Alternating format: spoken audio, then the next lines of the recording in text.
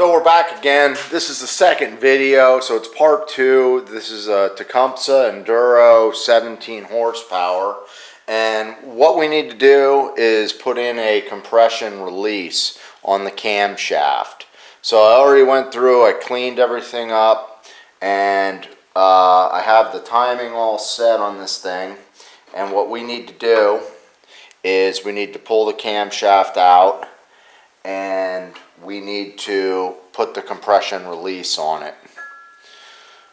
As you can see, I already removed the broken compression release. It was up in here. Basically, I did it off camera. You just take a hacksaw, you cut the pin, and then you use a punch and you knock the rest of the pin out of there and work with pliers, so that wasn't too hard.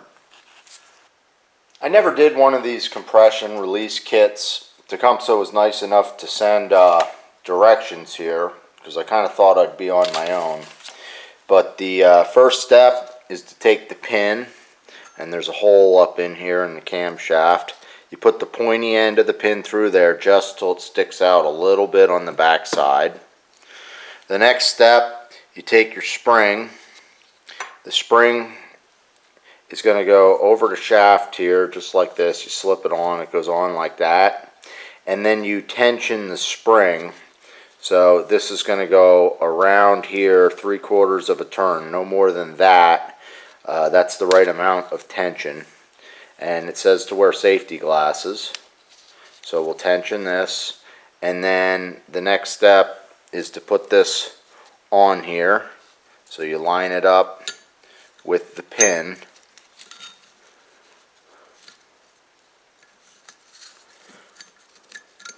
Which might be a little tricky. So we line it up, and then we're going to basically push the pin through, but I'm losing that spring. But I think you get the idea. And then the final step is the pin actually pushes through and inserts over on this side. So you'll tap it with a hammer until it locks in. And it's a little wider on the end, so it's going to tighten up on here. So I'll get that done. So I have everything lined up.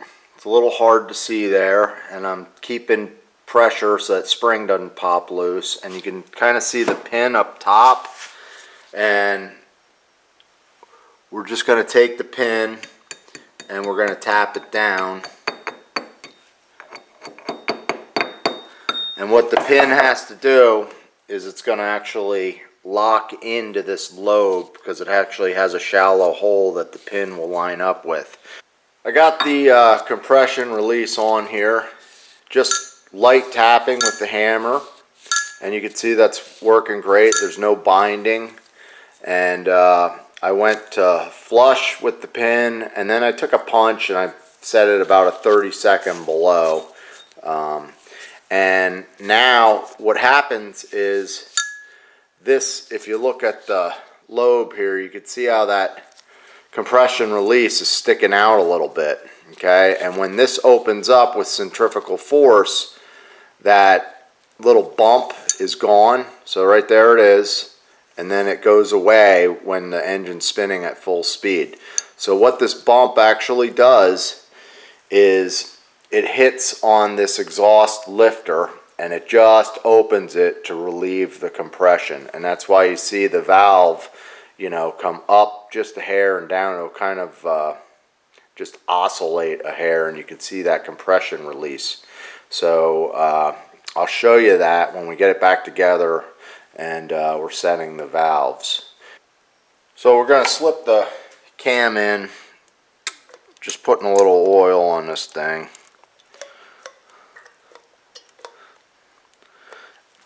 And there's a timing mark here, and there's a hash mark or dash here, so they should line up.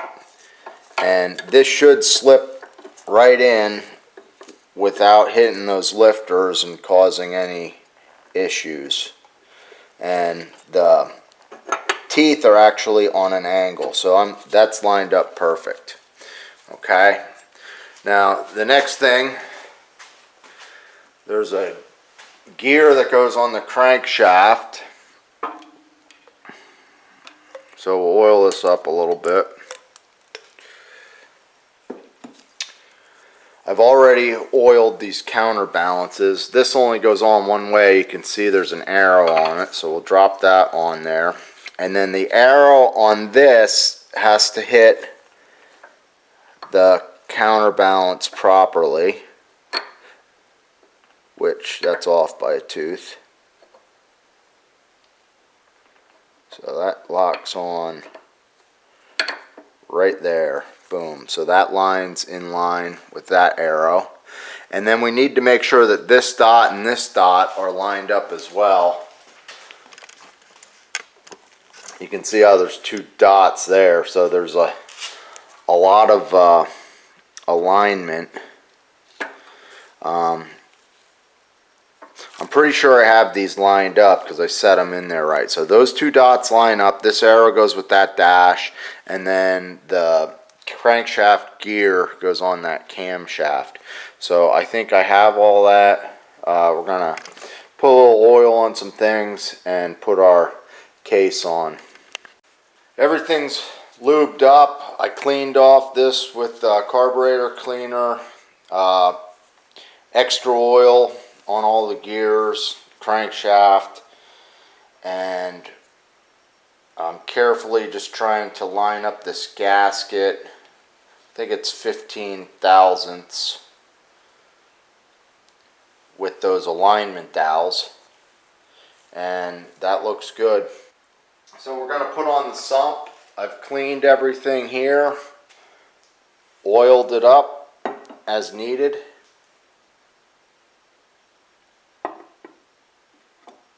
And we just want to slip this guy on. I took out the oil pump pin there.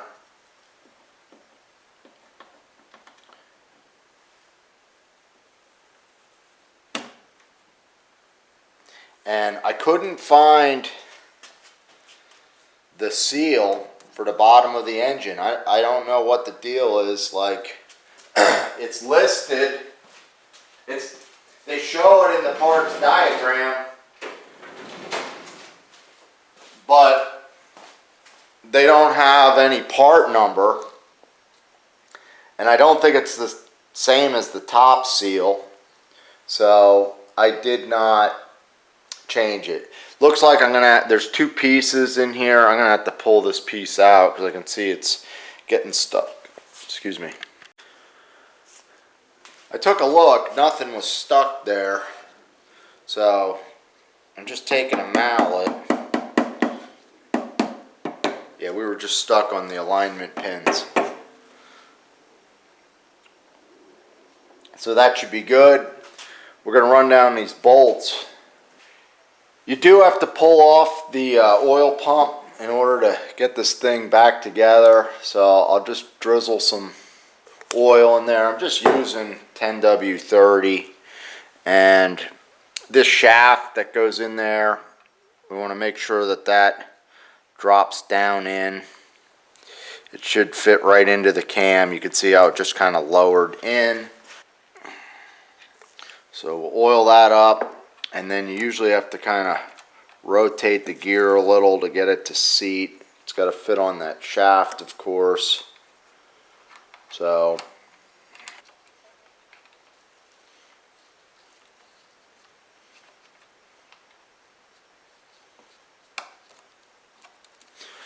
there we go.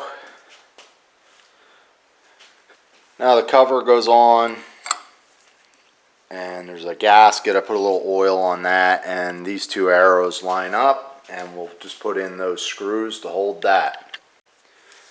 So to get the bolts hand tightened, I'm using a speed wrench. I'm going in reverse. Once you hear that click, that means it's threaded right, and then you go forward and you can run it down. I'm just kind of going in a crisscross pattern, much safer than using an impact to do this.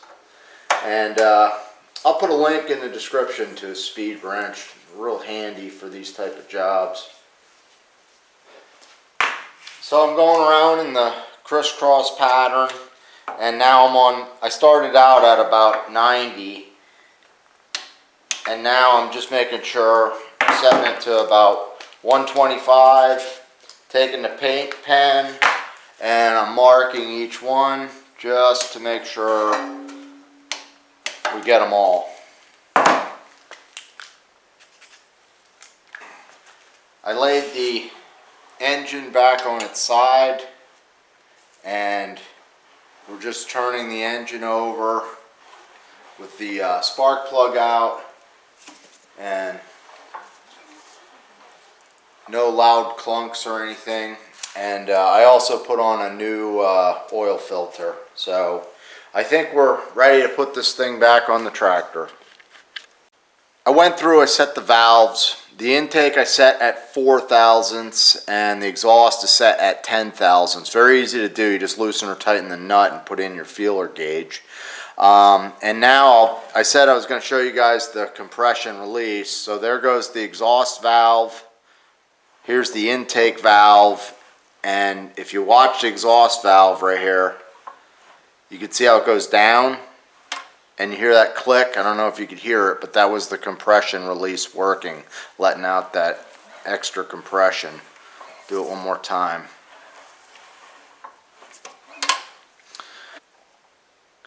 I wanted to mention to you guys that in the description of my videos, I now have a Patreon account that I set up. I set it up about 2 months ago, and I don't have anyone contributing at all to it. And this is an account that is supposed to help me be a video producer, help me buy equipment, supplies, so that I can continue keeping these videos. I just hit 40,000 subscribers, so I wanted to thank everyone for that. And I also wanted to let you know, if you're the top contributor to my Patreon account, I'm going to give you thanks in every video as long as your name is top on the list. So that's going to be something new from me. Got the motor back in the tractor. It went pretty well. No major issues. And I put oil in. It took, I think, 62 ounces with the 2.5-inch filter. And hooked up the electrical. Put some fuel in it. And I put the spark plug back in. I put the rear tire on that was leaking. So I tried sliming that. It seems like it's working. And we're going to put this thing outside. We'll see if it'll start. I don't know if it will. Hasn't run for a while. And it's probably going to need a carburetor cleaning. This is a big job. At least took me 3 hours so far, and you know, I'm filming, goes a little slower, and if you count you know, time looking up parts and specifications for it, took even longer than that. So maybe we'll get lucky and this thing will just run perfect, but that probably won't be the case. We'll see what we get. As I said, I was going on this other guy's word that this is a good running tractor, blah, blah, blah. Just needed like a quote-unquote valve adjustment. So I don't even know if the transmission works. I mean, it seems like it does because it's locking when I try and push it. So we'll see what we get.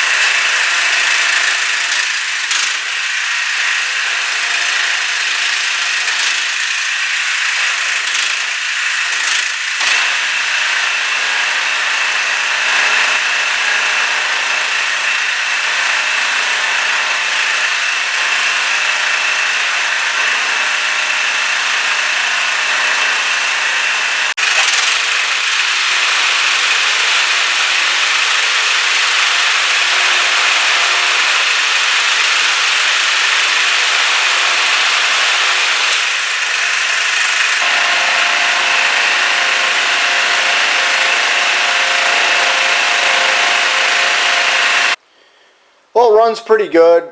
There's a couple little issues I'm going to address. Number one, I'm going to power wash the thing, get all the grime off of it. This fuel filter, because there's no fuel pump on this thing, it's the wrong fuel filter. So that needs to be changed. These motorcycle style fuel filters, they're made for fuel pumps. Right here, there's a leak. It's sucking a little bit of air. The backfire solenoid, this wire is a little frayed. I think I can maybe just put an end on there and get that fixed. So that needs to be done. That may be why I'm getting a little bit of a hesitation, but I'm pretty sure the carb's going to need, well, I got to address this gasket, so I'm going to go through and do that. We're missing a pin down here. The engine sounds good. You know, I don't see any issues with it. It's smoking right now just because of oil and grease all over it. The belts are in good shape. The blades need to be sharpened. The deck works. The transmission works. So I guess I did kind of get lucky on this thing, but like I said, I have a ton of work in it, and that's why you don't see many videos like this on YouTube. It's just not an easy fix. Since I couldn't get the oil seal for the bottom of the engine, I wasn't sure what the part number was from the drawing, and I didn't feel like researching it anymore. I put a little bit of this ATP, I dipped my finger in there, and I just spread a little bit of that on the oil seal, and then mixed it with some oil. The oil seal wasn't leaking. I don't like to reuse them, but I did reuse that one for that reason. So I've had really good results with this stuff. So even if I did have a leak, I would add a little bit of this to it, to the oil, and that would probably take care of it. That stuff works very well. I'll put a link to that stuff and also some of the tools that I used in the video. Hopefully you enjoyed the video. Like I said, the Patreon account is new, so if you could help out there, that would be greatly appreciated. And I'll give the name of the biggest contributor in each video that I do from now on. Thanks for watching, guys, and give this a thumbs up if you liked the video. Take care.